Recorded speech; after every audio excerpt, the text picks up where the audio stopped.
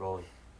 Well, Eugene, it was just a couple of weeks ago that we saw your name in that article, and now we're sitting across from each other. So thank you so much for doing this. Sure, thanks. I know we talked off camera some, but just for our viewers who don't know much about you, can you give us some on your background?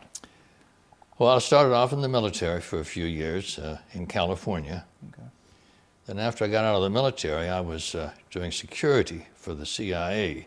I was in D.C. in '72. And then they moved me into domestic intelligence. And it's while I was there that, well, I saw some things that I really wish I hadn't seen. Are you referring to bird drone surveillance? Yeah. Okay. Can you tell us some more about that?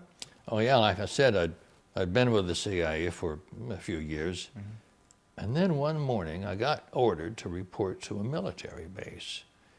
And I was briefed on something called Operation Water the Country. And when I got... For those who don't know what that is, can you explain what that is? Oh sure, it's a code name we use for the process of removing all the living birds. They used poison gas dropped from airplanes. Now, after the living birds were taken out of the picture, what was the next step? Well, they were replaced with fake birds. They were electronic decoys. They could watch people without them knowing it. What was your role in all of this? Like, how do you know this information?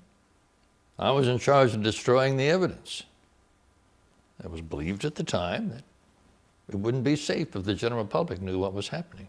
Okay. You just mentioned evidence. What kinds of evidence are you talking about? Well, this went on for 10 years. There was thousands of documents, blueprints, film footage, photographs, and so on like that. Did you keep anything? No! Nothing.